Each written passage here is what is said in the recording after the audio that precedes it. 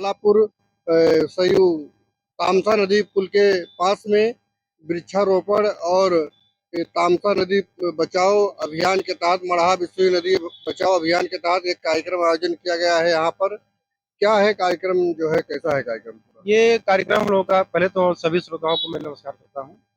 और ये कार्यक्रम जो है मिशन हम लोगों का है, मिशन मड़हा बिसुही नदी बचाओ अभियान।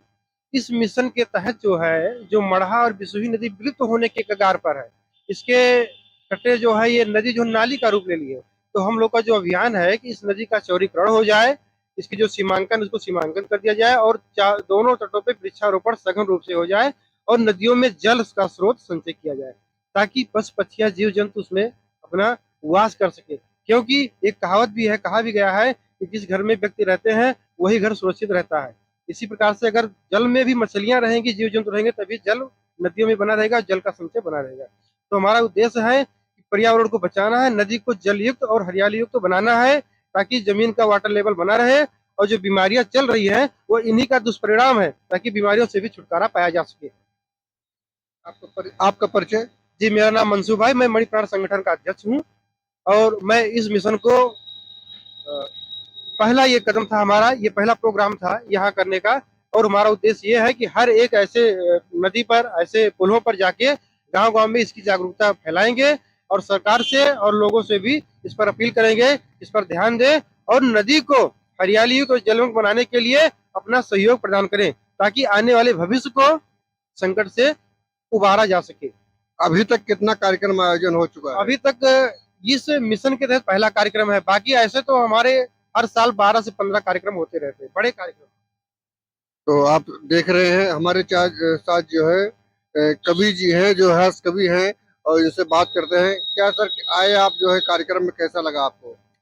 कार्यक्रम में तो मैं आज पहली बार नहीं आया हूँ। मंसूर भाई जहाँ जहाँ भी प्रोग्राम करते हैं, इनके प्रोग्राम में अक्सर मैं समय देता हूँ।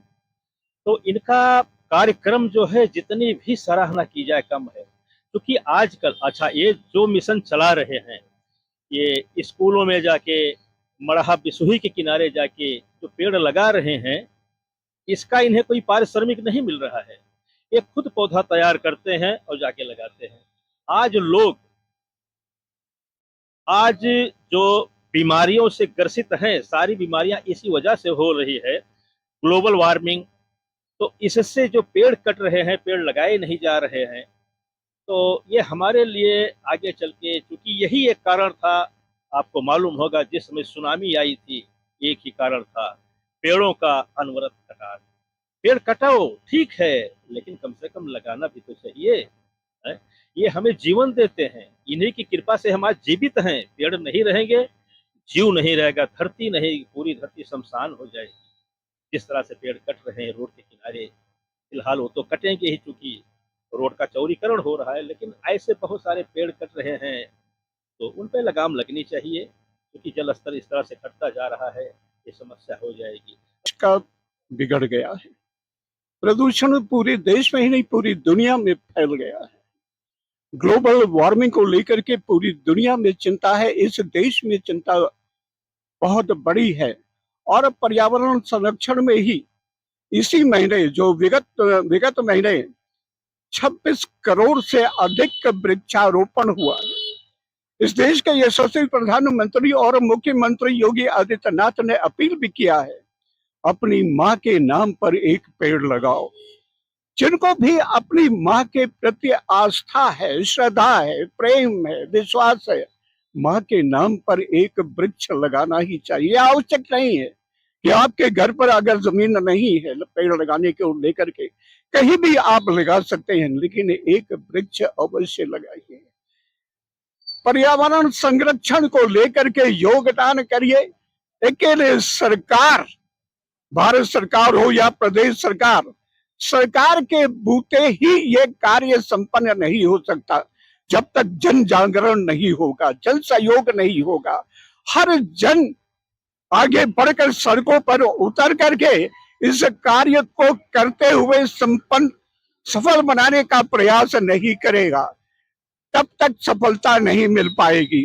अगर जीवन को बचाना है, सुरक्षित रहना है, आने वाली पीढ़ी को जीवन देना है, तो पर्यावरण को सुरक्षित रखने हेतु कम से कम हमको वृक्षारोपण करना पड़ेगा, तालाब बचाना पड़ेगा, कुआं बचाना पड़ेगा, नदियों को तंग होने से भी हमको बचाना पड़ेगा। पर्यावरण के दूषित होने को लेकर के इसके कारण उसका मुख्य कारण ही हम ही है। तालाब काटा, पेड़ काटा, नदियों को तंग किया, ध्वनि प्रदूषण पैदा किया, वह इतनी ज्यादा असंख्य लाखों की संख्या में हो गई है इस जिले में भी, गांव में भी, कि वायु प्रदूषण लगातार फैलता ही जा रहा है और लगातार माइक्रो प्लास्टिक प्रदूषण भी हर किसी के अंदर उसके 50,000 से भी अधिक कण शुमार हो चुके हैं। इस नाते प्लास्टिक का प्रयोग कम करना पड़ेगा। जो फ्रिज में आप प्लास्टिक के बोतलों में पानी रखते हैं, ग्लास की बोतलों में, शीशी के बोतल में पानी रखना सीखिए।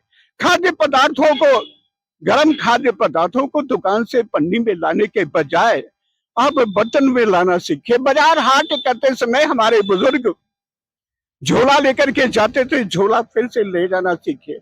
आप प्लास्टिक का प्रयोग बंद करेंगे तभी प्लास्टिक का उत्पादन खत्म होगा। आप दारू पीना बंद करेंगे तभी दारू की फैक्ट्रियां बंद होंगी। बिना जन सहयोग के ये अभूतपूर्व महान और बड़ा कार्य, बड़ा लक्ष्य कभी संपन्न नहीं हो पाएगा। इस नाते जनमानस से हाथ जोड़कर मेरी अपील है कि जन सहयोग के रूप में आप इस कार्य को संपन्न कराने हेतु सड़कों पर उतरे, मन बना करके, समर्पित होकर के उतरे और पर्यावरण के संरक्षण में अपना योगदान दें। बहुत बहुत धन्यवाद सर।